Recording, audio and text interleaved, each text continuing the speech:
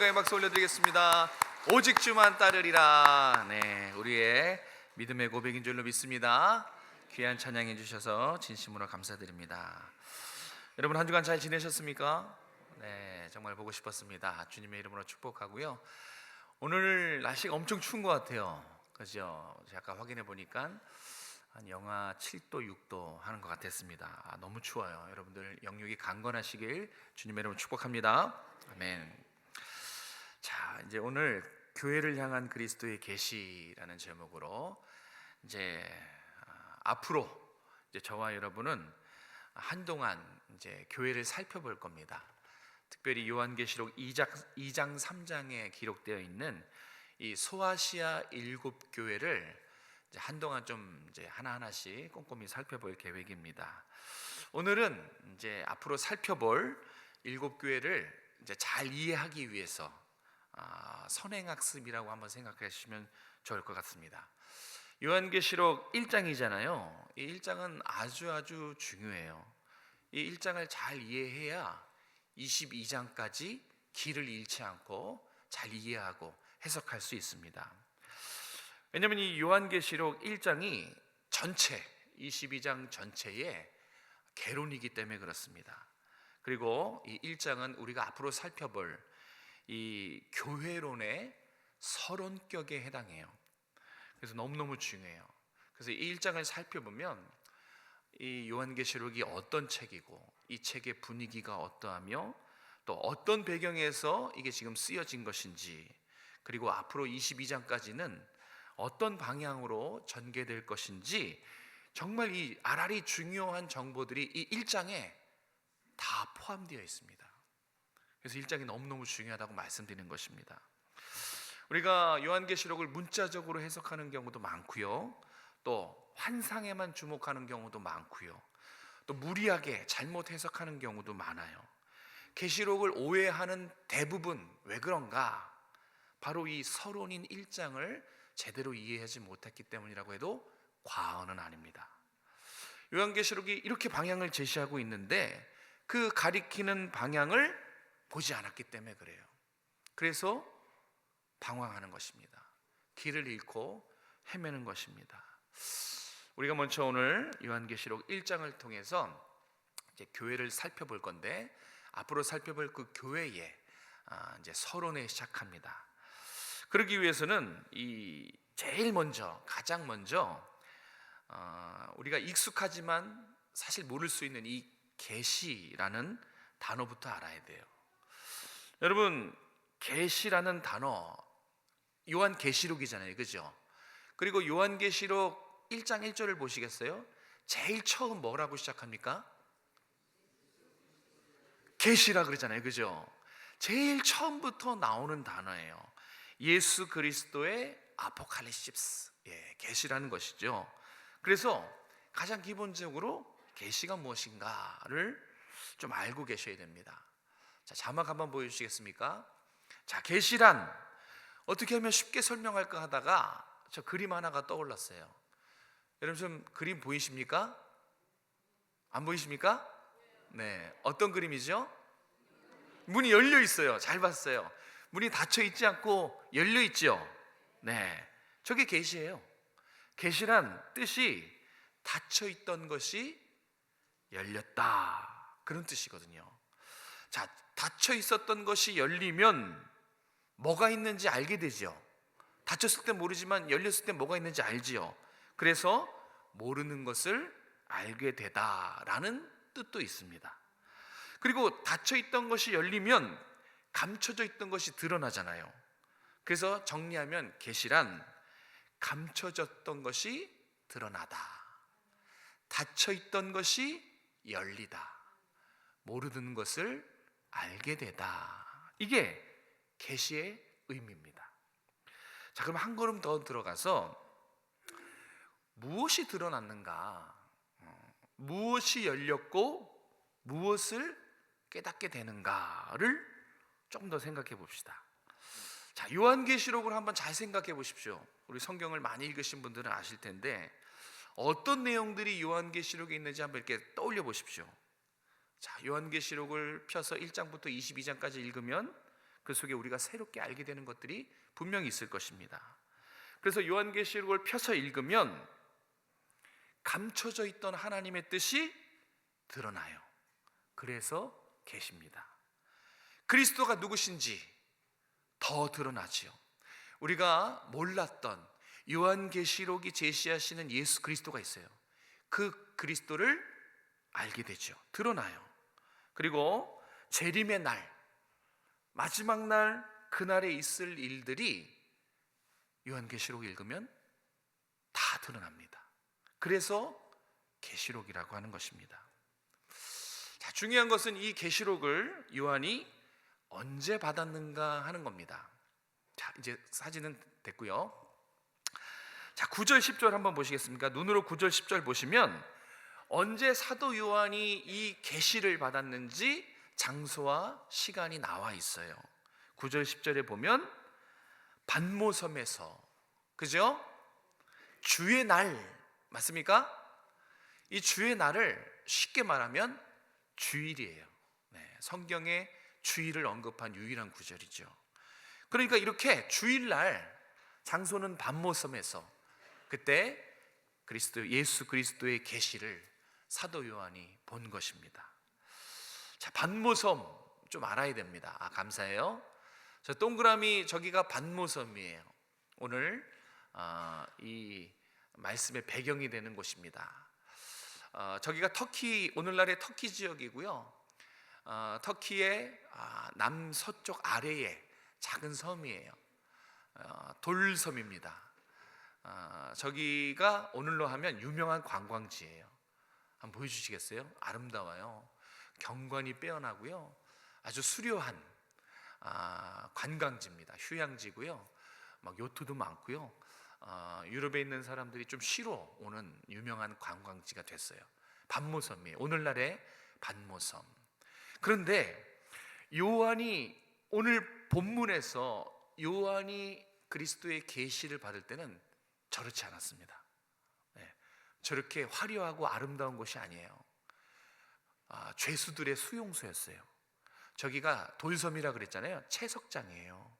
그래서 악명 높은 죄인들, 그들만 수감하는 수용소였고요.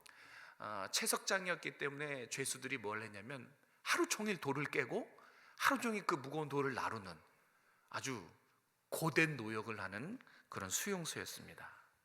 저기에 90세 할아버지 요한이 유배 간 거예요. 잡혀간 겁니다. 할아버지가 돌 깨고 돌 나누고 그랬던 거예요. 10절에 9절에 보면 왜 사도 요한이 이 악명 높은 수용소에 붙들려 갔는가가 나오죠. 예수가 주시다라고 말했기 때문에 그래요. 이때 당시는 도미티아누스 황제라고 기독교를 엄청 박해했던 왕이 집권하는 시기입니다. 그 왕이 뭐라 그러냐면 나는 신의 아들이다. 내가 바로 주다. 그렇게. 그래서 내 명령을 따르지 않으면 다 그냥 처형시키거나 이렇게 사도 요한처럼 돌섬에 고역하러 유배 보내는 거예요. 요한이 복음을 전했지 않습니까? 예수님이야말로 죽음에서 부활하신 살아나신 그리스도입니다. 하나님의 아들입니다. 라고 복음을 전해서, 그래서 황제를 반역한 죄로 저 반모섬에 수감이 된 겁니다.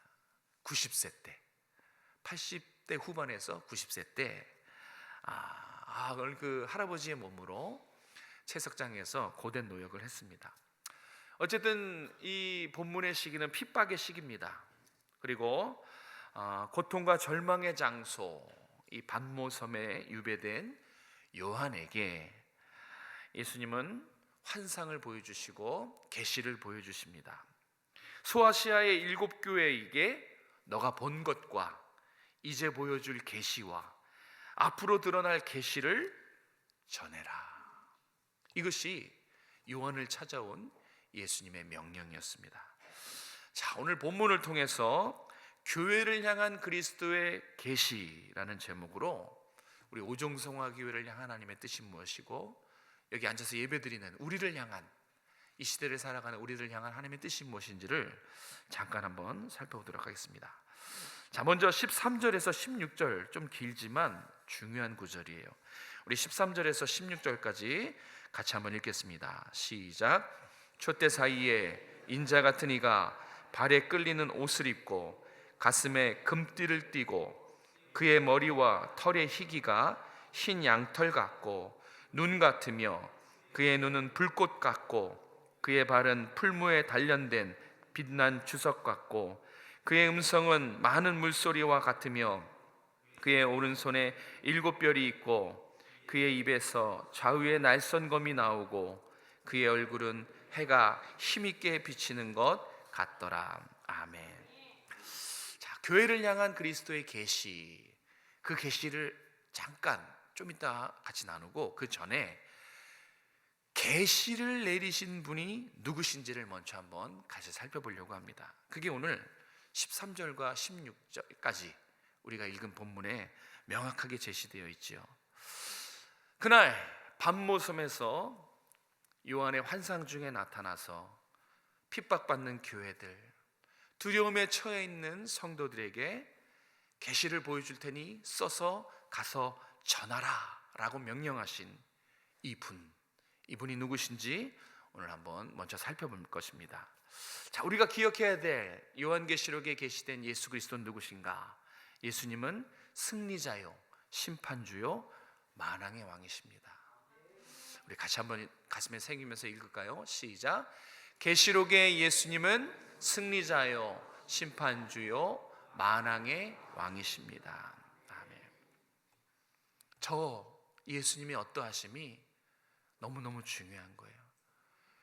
예수님이 드러나셨는데 예수님의 어떠함이, 승리자이심이 드러나셨고요, 심판주라는 사실이 알게 되고요, 만왕의 왕이시라는 것이 드러난 것입니다. 이것이 우리가 기억해야 될 부분이에요. 10절에 보니까 요한이 환상 가운데 나팔 소리 같은이에요. 나팔 소리가 아니라 나팔 소리 같은 큰 음성을 들어요. 큰 음성을 듣는데 마치 나팔 소리처럼 큰 거예요. 도대체 누가 이런 큰 음성으로 말씀하시는가 궁금한 거예요. 그래서 소리가 나는 쪽으로 몸을 돌렸어요. 소리가, 누가 이런 말씀을 하시나 하면서 소리가 나는 쪽으로 몸을 돌리는 순간 거기 누가 계셨습니까? 맞아요, 예수님이 계셨어요. 촛대 사이에 선 예수님을 봤습니다. 자, 이제 중요해요. 예수님이 어떻게 생기셨어요? 그날 요한이 본 예수님은 어떤 예수님이십니까? 여기 우리가 13절에서 16절에서 읽은 예수님이 나오시죠? 머리 희고, 눈처럼 희고, 양털처럼 희고, 눈은 막 레이저가 나오는 거예요. 불꽃처럼 막 활활 타오르고, 발은 어떻습니까? 풀무에 단련한 주석 같고, 음성은 이 폭포와 같은, 많은 물소리와 같은, 이 도대체 여러분 상상이 되십니까? 음성이 많은 물소리 같다. 오른손에 7뼈를 쥐고 계시고 그의 입에서는 좌우에 양날 검이 나오고 얼굴은 해처럼 비치는 것 같더라. 이런 모습일까요? 저도 궁금해서 검색창에 찾아보니까 그려놓은 그림들이 있더라고요. 도움은 됐으나 그렇진 않습니다, 정확하게. 자, 이거는 지금 이 13절과 16절 잘 보셔야 돼요. 그래서 우리가 일정이 중요한 이유가 바로 이런 것들 때문에 그래요. 자, 이 13절부터 16절까지 그리스도의 묘사, 이거 문자 그대로 해석하면 될까요, 안 될까요? 바로 그거예요. 문자 그대로 해석하면 안 된다는 거예요. 우리가 나중에 천국에서 만날 예수님이 정확히 이 모습이다? 그렇지 않습니다. 문자 그대로 해석하지 말라는 거예요. 지금 이 13절에서 16절까지의 그리스도의 묘사는 한마디로 말씀드리면 도저히 말로 표현이 불가하다는 거예요. 예. 지금 요한이 부활 승천해서 영화롭게 되신 예수님을 봤어요. 그리고 기록을 하라고 하니까 말과 글로 이걸 기록을 해야 되는데 애쓰고 있는 거예요. 키를 쓰고 노력했는데 도저히 표현할 길이 없는 거예요. 그래서 간신히 기록한 게 13절에서 16절까지의 그런 표현 방법이 이렇게 기록한 겁니다. 그걸 어떻게 할 수 있는가? 간신히 기록한 그 내용들이 어떻게 할 수 있는가? 여러분, 좋은 성경책 보면 14절에 조그맣게 다니엘서 7장 9절 그렇게 마킹되어 있는 게 있죠. 성경책 보면 그런 게 있어요. 좀 이렇게 정확한 성경책은, 자세한 성경책은 거기 그렇게 표시를 해놨습니다. 15절에도 보면 에스겔서 43장 2절 그렇게 작은 글씨로 써 있는 성경책들이 있어요. 제 성경책에는 써 있거든요. 이게 뭔가를 의미하는 거예요. 성경엔 다 의미 없는 것이 없어요. 의미가 있어요. 왜 이렇게 했을까? 이게 중요한 의미가 있어요.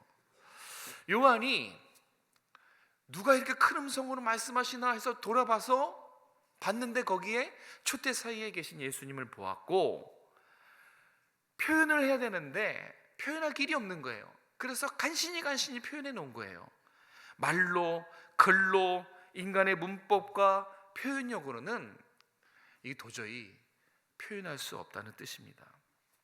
그래서 다니엘서와 에스겔서에 기록된 예수님의 표현, 모습을 착안해낸 거예요. 그걸 참고해서 이렇게 표기한 것입니다. 그러니까 보고서 한 게 아니에요. 도저히 예수님의 신성은 이 세상의 단어와 이 세상의 언어로는 설명이 불가능하다는 거예요. 설명할 단어가 없어요. 이렇게 인간의 언어는 빈약합니다. 인간의 말은 빈약해요. 하나님을 다 담아낼 수 없다는 것입니다. 간신히 표현한 거예요. 성경에 그리스도를 표현한 모든 내용은 다 동일해요. 형언할 수 없다는 거예요. 말로, 글로, 문법으로, 단어로 담아낼 수 없다는 것입니다. 그래서 그냥 간신히 이렇게 적어야겠길래 표기한 것입니다. 잘 보셔야 되는 게, 성경이 그리스도를 이렇게 묘사한 목적도 그냥 묘사가 목적이 아니에요. 예수님을 봤다, 그래서 이렇게 묘사한다, 묘사 자체의 목적이 있지 않아요. 표현이 불가능해요. 그런데 그걸 알고도 왜 이렇게 예수님을 지면을 오래 활용해서 많은 그 구절들을 활용해서 이렇게 구체적으로 예수님을 묘사하고 있는가가 중요해요. 이 묘사를 잘했냐 안 했냐 그게 중요한 게 아니라 왜 이 묘사를 했는가. 분명히 이해할 수도 없고 알아들을 수도 없는데, 표현이 불가한데 그걸 알고도 왜 이렇게 예수님을 지금 묘사하고 있는가, 그 의도가 중요하다는 거예요. 왜 그렇습니까? 지금 성경은 예수님이 누구신가, 예수님이 어떠한 분이신가를 전달하기 위해서 애쓰고 있는 거예요. 이런 예수님이가 아니라 이런 표현으로 표현한 그 예수님이 누구신가, 예수님이 어떠신가를, 어떤 분이신가를 지금 어떻게든 전달하려고 하는 것입니다. 다시 본문을 보시겠어요? 13절 보시면 가슴에 금띠 보이시지요? 가슴에 금띠는요, 왕의 의복입니다. 왕복을 상징해요. 왕이란 뜻이죠. 예수님 지금 가슴에 금띠를 둘렀다는 것은 왕복을 입으셨다는 뜻이에요. 14절에 불꽃 같은 눈, 이건 그리스도의 전능함을 상징하는 거예요. 사물의 본질이나 보이지 않는 마음을 꿰뚫어 보신다는 뜻이에요. 전능하다. 그분은 전능하신 분이다. 그리고 가장 중요한 힌트는 16절에 입에서 뭐가 나와요? 검이 나와요. 날선검이 나와요. 여기 날선검은 어떤 검이냐면 제 키만큼 긴 양날검을 말해요. 제 키만큼 긴 양날검. 그건 싸우기 위한 검이 아니라 심판자의 위엄을 나타내는 거예요. 그 검이 상징하는 게 심판자를 상징해요. 심판자의 위엄을 지금 간신히 표현하는 거예요. 자, 그러면 제가 다시 묻겠습니다. 자, 이런 자료들을 정리해 봤을 때 지금 13절에서 16절까지 예수님은 어떤 분이십니까? 승리자요, 심판주요, 만왕의 왕이시라는 거예요. 죽음을 이기고 살아나신 분이 맞다는 거지요. 세세토록 살아계시고 마지막 날 선악을 심판하시는 심판주라는 사실을 지금 간신히 아주 기를 쓰고 전하고 있는 것이에요. 왜요? 지금 핍박을 당하는 교회와 고통을 당하는 초대교회 성도들에게 이 승리자요 심판주요 만왕의 왕이신 예수님, 이 예수님을 아는 것이 너무 중요했기 때문에 그래요. 지금 초대교회 성도들에게는 예수님이 누구시고 예수님이 다시 오신다고 하셨는데 오시지는 않고 믿음이 흔들리는 거예요. 그런데 이 말씀을 읽을 때 도전을 받습니다. 만약에 여러분이 초대교회 성도들이었다면 이 부분에서 그래 하면서 깨달았을 것입니다. 생각해 보세요. 하루하루가 지옥 같아요. 간신히 버티고 있어요. 신앙에 흔들림이 있어요. 그런데 사도 요한에게 환상 가운데 예수님이 어떤 분이신지 나타났어요. 그걸 적어서 교회들에게 서신을 보냅니다. 이거를 읽을 때 분명히 초대교회 성도들은 강한 도전을 받았을 거예요. 그렇구나, 영혼을 어찌하지 못하는, 육신의 생명은 어찌하나 영혼의 생명을 어찌하지 못하는 저들이 심판자가 아니라, 저들을 두려워할 게 아니라 몸과 영혼을 능히 지옥에도 멸할 수 있는 그리스도가 진짜 심판자구나. 그거를 지금 말씀을 통해서, 계시된 말씀을 통해서 자극을 받고 도전을 받는 것입니다. 정신을 차리는 거죠. 확 찬물을 끼얹는 것처럼 정신을 차리는 것입니다. 성도들이 막 요동했던, 흔들렸던 그 신앙을 다시 붙잡는 거예요. 왜요? 심판주가 누군지 알기 때문에. 그래서 지금 간신히 기어이 예수님이 누구신지 이렇게 글로 담아낸 것입니다. 사랑하는 성도 여러분, 예수님이 승리자요 심판주요 만왕의 왕이심을 믿으십니까? 정말 믿으면 힘내시기 바랍니다. 감히 누가, 주께서 친히 세우신 교회를 감히 누가 무너뜨릴 수 있습니까?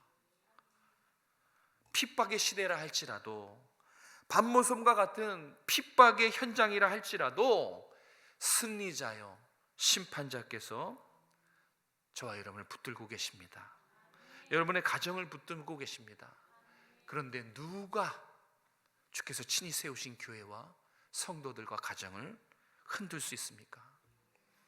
여기 보십시오. 마태복음 16장 8절에 음부의 권세가 어떻게 해요? 이기지 못해요. 사망의 권세, 지옥의 권세조차도 승리자요 심판자요 만왕의 왕이 친히 붙들고 세우신 교회와 성도와 가정을 음부의 권세도 지옥의 권세도 능히 이기지 못한다. 이것이 요한계시록의 메시지예요.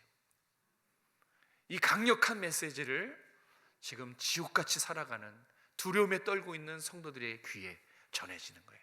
들려지는 거예요. 얼마나 도전을 받았을까요? 낙심했던 그들이 소망이 생기는 거예요.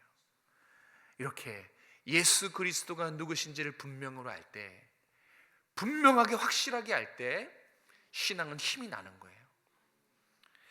자, 이 부분이 두 번째 대지인데, 이 부분 구체적으로 한번 살펴볼게요. 그리스도께서 지금도 우리를 붙들고 계시고 우리를 돌보고 계시는 이 메시지가 오늘 성경에 담겨 있어요. 오늘 이 아침에 들으라고 우리에게 이 말씀을 주신 줄로 믿습니다. 우리 13절 그리고 16절 두 말씀을 같이 한번 읽겠습니다. 13절과 16절입니다. 시작. 촛대 사이에 인자 같은 이가 발에 끌리는 옷을 입고 가슴에 금띠를 띠고 그의 오른손에 7별이 있고 그의 입에서 좌우에 날선검이 나오고 그 얼굴은 해가 힘있게 비치는 것 같더라. 아멘. 자, 이 말씀 13절과 16절 두 구절에 오늘 우리에게 위로하시는 말씀이 있어요. 그리스도의 계시, 교회를 향해 하나님이 드러내고 싶은 당신의 마음, 우리가 꼭 알았으면 하는 새로운 깨달음, 그게 뭐냐면 이 계시의 내용이에요. 어떤 내용이냐? 주님이 교회를 붙드시고 항상 돌보신다. 저기 교회는 여러분의 이름이 들어가도 똑같아요. 여러분 한 사람 한 사람을 주님이 돌보시고 항상 붙드신다는 겁니다. 믿으시는 여러분 되시기 바랍니다.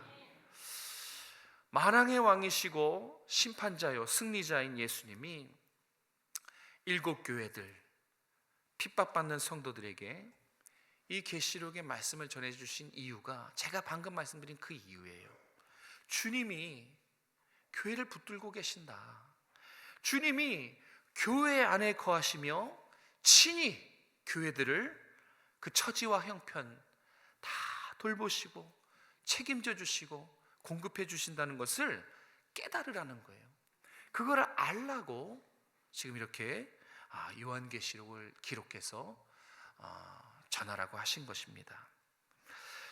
우리가 방금 읽은 13절과 16절에서 그 사실을 밝히 알려주고 있습니다. 자, 13절, 16절 우리 눈으로 보시면 이게 중요한 단어들이 있어요. 13절에 7 금초대, 그리고 16절에 7 별. 이 금초대와 7 별이 무엇을 의미하는지 먼저 알아야 돼요.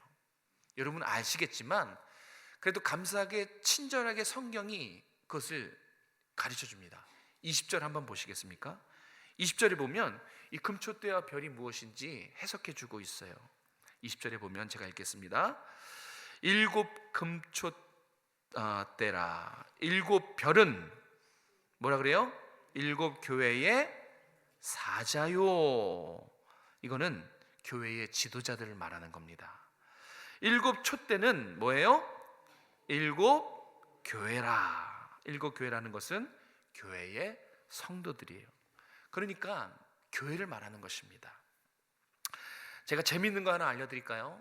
우리 1부 예배 때도 알려드렸는데 여러분에게도 재미있는 사실 하나 알려드릴게요. 여기 7이라는 숫자 7이 많이 나와요. 그죠? 7 교회, 7 촛대, 7 별. 자, 7이라는 이 단어를 1, 2, 3, 4, 5, 6, 7 숫자 7로 그렇게 해석하지 말고 잘못된 그렇게 해석하면 안 돼요. 여기 7을 유대인의 개념으로 완전하다, 전부 이렇게 의미의 숫자로 해석해야 돼요. 그래서 1, 2, 3, 4, 5, 6, 7 7개 교회구나 이렇게가 아니라 모든 교회구나, 전부구나 이렇게 해석해서 본문을 다시 한번 볼게요. 그러면 재미있는 현상이 생기는 게 여기 11절에 에베소 교회, 서모나, 버가모, 두아디라, 사데, 빌라델비아, 라우디기아, 그 뒤에 오정성화 교회 보이십니까? 나는 보이는데 여러분 안 보이십니까? 이거를 7이라고 해석하지 않고 유대인이 생각하는 것은 7은 완전수거든요. 모든이라고 해석하면 11절에는 오정성화교회도 표기가 돼 있어요. 우리 교회도 등장을 합니다. 거기 보시면 등 써 있죠. 라우디기아 등, 거기 7도 있죠. 모든 교회에 보내라는 거예요. 왜 등 이렇게 했을까요? 여기 등에 어떤 의미가 있을까요?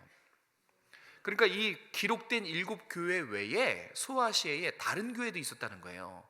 실제로 히에라볼리나 교회, 드로아 교회, 우리가 잘 아는 골로새 교회, 수많은 교회들이 있었어요. 그런데 등 했다는 것은 그걸 생략했다는 거예요. 그래서 여기 11절에 언급된 7 교회만 이 요한계시록을 전하라는 뜻이 아니라 그냥 생략한 모든 교회 포함한 거예요.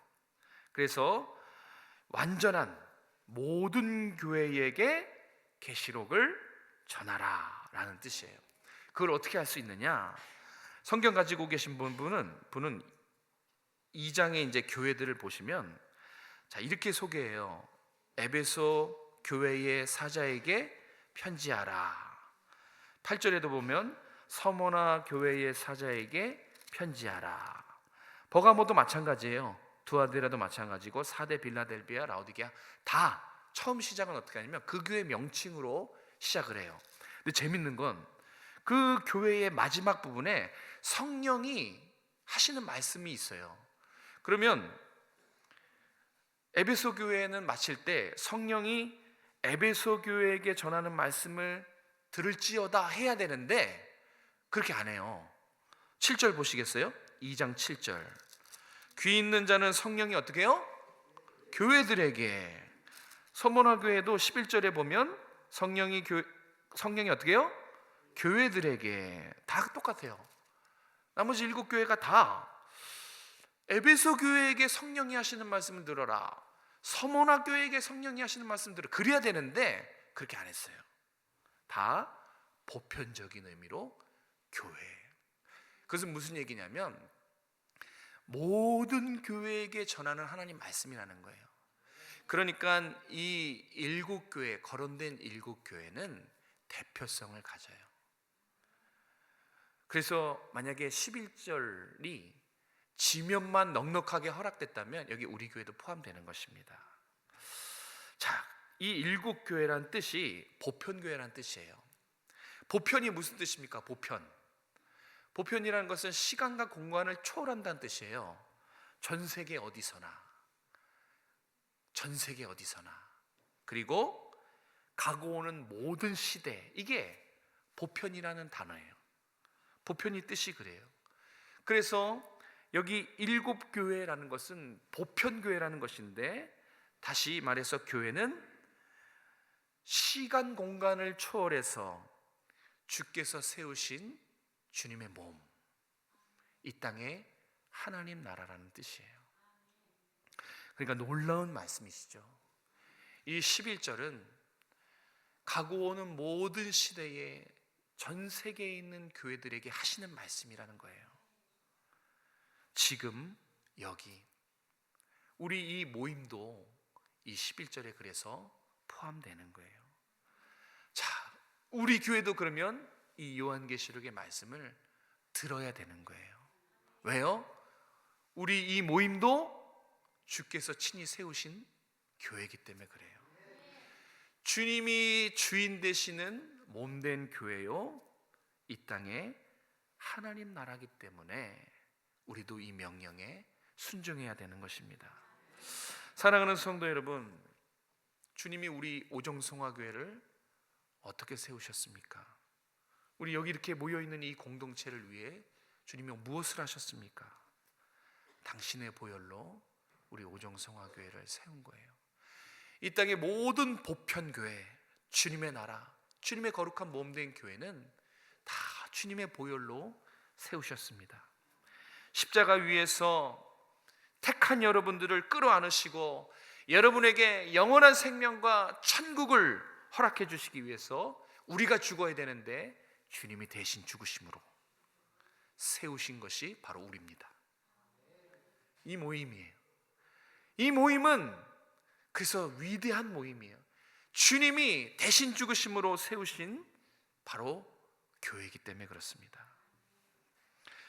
그래서 잠깐만 생각해 보십시오. 주님이 피값 주고 대신 우리를 위해서 죽으신 이 교회를, 교회인 하나하나인 여러분을 포기하시겠습니까? 마음에 안 든다고 유기하시겠습니까? 그럴 일은 없지요. 그럴 일은 없어요. 더 놀라운 사실은 뭐냐면 이 당시에 주께서 베푸신 은혜와 놀라운 계시의 방법을 지금도 베푸시고 계신다는 거예요. 핍박받는 교회와 두려움에 불안에 떠는 성도들에게 지금도 예수님은 여전히 계시의 말씀을 들어서 놀라운 은혜로 우리 신앙을 붙들어 계시고 교회를 붙들고 계시고 성도들과 가정을 붙들고 계신다는 거예요. 이게 요한계시록의 메시지예요. 우리가 알아야 되는 계시입니다. 우리가 더 발견해야 될 그리스도의 마음이에요. 여러분이 요한계시록을 잘 1장을 묵상하면 하나님의 음성이 들릴 거예요. 너는 혼자가 아니다. 내가 널 붙들고 있어. 내가 너를 영원히 붙들 거야. 걱정하지 마. 내가 너와 항상 함께 할게. 이 하나님의 음성을 들을 수 있어요. 왜? 이 금초대 7별 교회를 상징하거든요. 그런데 이 교회를 요한이 뒤돌아봤을 때 예수님이 이 교회를 오른손으로 붙들고 있다 그랬어요. 그리고 그 금초대 교회 사이를 거느신다 그랬어요. 그럼 뭘 말해요? 주님이 돌보신다는 거예요. 주님이 여러분의 삶과 여러분의 가정을 돌보신다는 거예요. 주님이 여러분과 함께 하신다는 거예요. 걱정하지 말라는 거예요. 이것이 오늘 우리에게 주시는 동일한 메시지입니다. 혹시 지금 이 자리에 고난의 시기를 보내고 계신 분 계십니까? 혹시 반모섬의 요한처럼 고난의 장소에 주저앉아 계신 분 혹시 이 자리에 계실까요? 현실이 너무 힘들어서 정신없이 휘청거려서 혹시 주님이 나와 함께 하시고 나를 붙들고 계신다는 그 사실을 잊고 있는 분 계십니까? 거룩하신 주님께 나아가시기 바랍니다. 여러분이 할 수 있는 것은 기도의 자리에 나가시라는 거예요. 여러분, 기도의 자리에 나가십시오. 거기에 주님 계십니다. 믿음의 눈을 뜨십시오. 그러면 주님의 승리자요, 심판주요, 만왕의 왕의 손에 붙들린 여러분의 삶을 보게 되실 것입니다. 늘 힘들고 어려울 때마다 여러분 곁에서 여러분과 함께 아파하고 여러분을 도와주고 계시는 주님의 동행함, 주님의 함께 하심을 여러분이 다시 보게 될 것입니다. 그래서 계시예요. 우리는 늘 있습니다. 주님의 함께 하심을, 주님이 우리의 삶을 붙들고 계심을 자주 놓쳐요. 그래서 오늘 이 계시의 말씀을 힘들고 어려움에 있는 정말 살 소망을 잃어버리는 그런 연약한 영혼들에게 들려주시는 거예요. 넌 혼자가 아니야. 내가 널 붙들고 있어. 내가 너와 함께 하겠다. 그분이 누구라고요?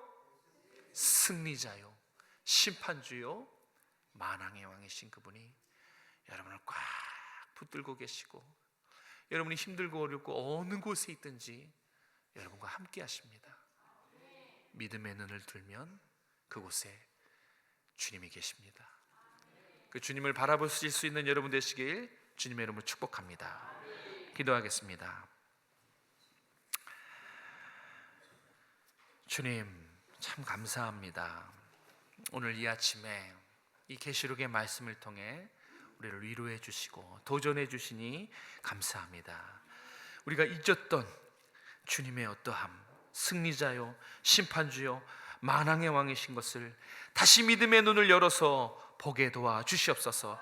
살아계시고 역사하시고 믿음의 주요 온전케 하시는 주님을 다시 회복하는 신앙들이 될 수 있도록 도와주시옵소서. 우리 주님께서 우리를 외면하지 않고 우리를 붙드시고 항상 돌보시고 계시고 항상 함께 하신다는 이 말씀을 의지하고 붙들고 살아가서 힘있게 삶을 살아가는 우리 모든 성도들이 다 될 수 있도록 은혜 베풀어 주시옵소서. 마지막 날 선악간에 심판하시는 그 주님을 두려워하며 주님을 바라보며 매일매일 우리의 삶에 하나님과 동행하고 하나님께 영광 올려드리는 살아있는 신앙으로, 성숙한 신앙으로 주를 기쁘시게 하는 우리 모든 성도들이 다 될 수 있도록 역사하여 주시옵소서.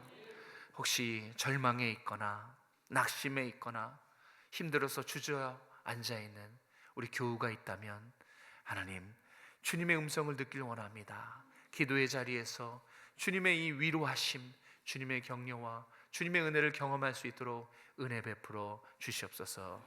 거룩하신 예수님의 이름으로 감사하며 기도드립니다.